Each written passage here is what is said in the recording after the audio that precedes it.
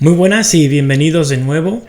Seguimos con nuestro podcast y la serie La Resurrección de Jesucristo, mito o realidad histórica innegable. Estaremos viendo la tercera hipótesis de nuestra serie, la hipótesis de la tumba incorrecta. Dicha hipótesis fue propuesta por primera vez por Kirsopp Lake en 1907. Y esta teoría sostiene que la creencia en la tumba vacía de Jesucristo se basó en un simple error. Según Lake, las mujeres se extraviaron ese domingo por la mañana y se encontraron con un cuidador en una tumba desocupada. Lake sostiene que aquel hombre le dijo algo así: estás buscando a Jesús de Nazaret, él no está aquí. Y sostiene que ante esta situación, pues las mujeres estaban tan nerviosas que huyeron. Dicho de otra forma, se dieron un susto de muerte y salieron corriendo. También sostiene que después de que los discípulos habían experimentado visiones de Jesucristo vivo, la historia de aquellas mujeres que salieron corriendo se convirtió en el relato de su descubrimiento de la tumba vacía de Jesucristo. A diferencia de las dos hipótesis anteriores de las que hemos hablado, que son la hipótesis de la conspiración y la del cuerpo desplazado, la hipótesis de Lake no generó prácticamente ningún seguimiento, murió casi al nacer.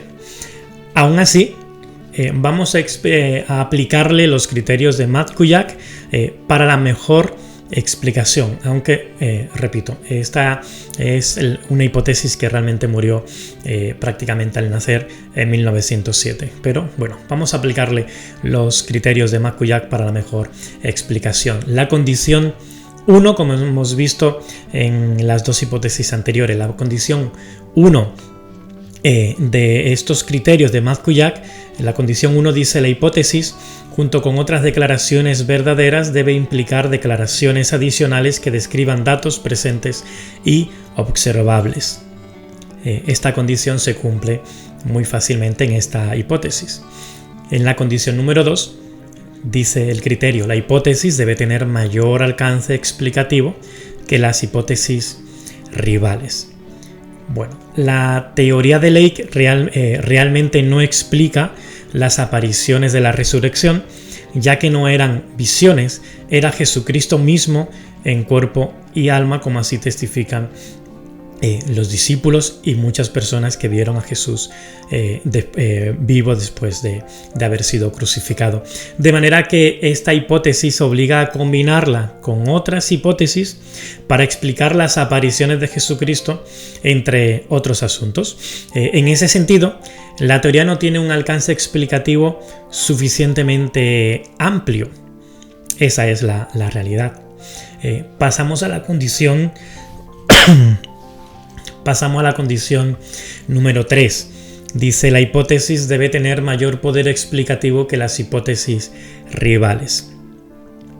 Debido a que la hipótesis de la tumba incorrecta no dice nada para explicar las apariciones post-mortem, no tiene ningún poder explicativo a ese respecto. También es anacrónico en su explicación del origen de la creencia de los discípulos en cuanto a la resurrección de Jesucristo.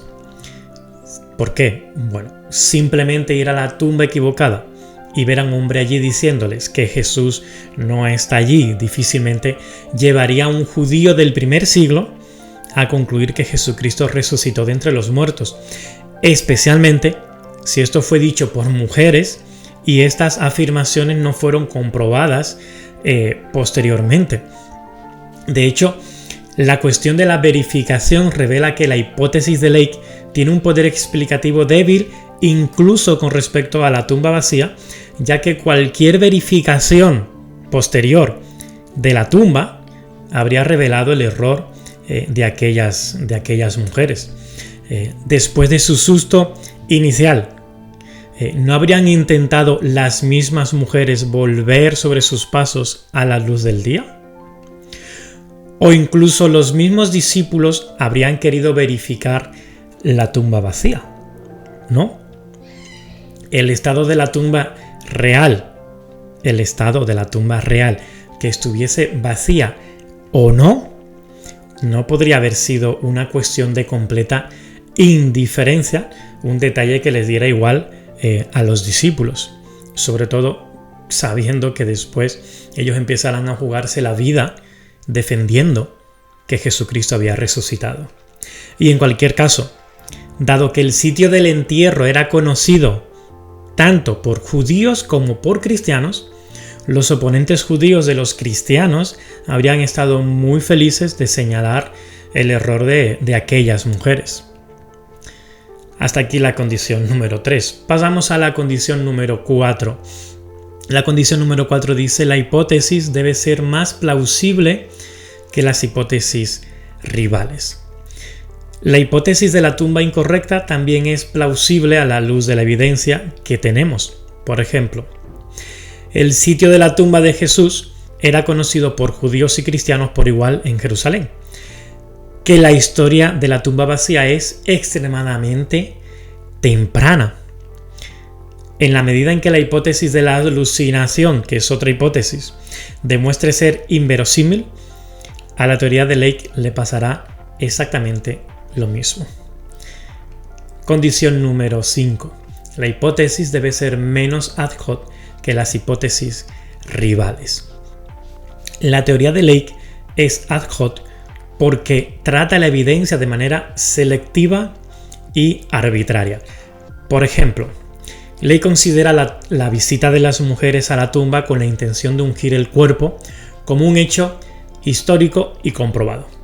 Sin embargo, Lake considera que las palabras del ángel atribuidas al cuidador: estás buscando a Jesús de Nazaret, él no está aquí. Él las considera, estas palabras, auténticas. Pero dice dos cosas. Primero, que no fue un ángel, sino el cuidador, ¿vale? Pero esas palabras, esa declaración, Lake la considera totalmente auténticas. Pero pasa por alto unas palabras que están en ese mismo mensaje, en esa misma en ese mismo testimonio de las mujeres. ¿Cuáles son esas palabras? Esas palabras fueron: Él ha resucitado. Él refiriéndose evidentemente a Jesucristo. Es decir, de la misma historia Él selecciona unas cosas como auténticas, pero otras las pasa por alto, las suprime o las niega de manera arbitraria. Sin embargo, todo el mensaje del ángel es el lenguaje de la proclamación cristiana. No está aquí, ha resucitado. Y tampoco hay motivos para tomar al joven del Evangelio de Marcos como una figura humana en lugar de angelical. ¿Por qué? Porque la palabra griega utilizada se usa a menudo para los ángeles y la túnica blanca del hombre es típica del retrato judío de los ángeles. Además, el miedo y el asombro de las mujeres es un motivo característico de Marcos que presupone la confrontación angelical, de modo que no se puede considerar la reacción de las mujeres como tradicional e histórica, a la vez que se suprime al ángel para convertirlo en una creación legendaria, así sin más, sin evidencia y sin nada, simplemente una opinión. Pasamos a la condición número 6. La hipótesis debe ser confirmada por menos creencias aceptadas que las hipótesis rivales. La hipótesis de la tumba incorrecta es refutada por las creencias generalmente aceptadas de que José de Arimatea enterró a Jesucristo y por lo tanto podría señalar su ubicación sepulcral. Y porque además la tradición de la tumba vacía pertenece a una tradición muy temprana. Pasamos a la última condición, la condición número 7. La hipótesis debe exceder significativamente a sus rivales en el cumplimiento de las condiciones número 2 y la condición número 6. Obviamente, nadie piensa que este sea el caso. Hasta aquí nuestro tercer podcast. En el próximo podcast vamos a hablar de la última hipótesis, la hipótesis del cuerpo desplazado. Básicamente la tumba estaba vacía porque cambiaron el cuerpo de la tumba y ni los discípulos ni las mujeres lo sabían. Gracias por escuchar nuestro podcast. Dale me gusta, suscríbete y compártelo con tus amigos y conocidos. Hasta la próxima.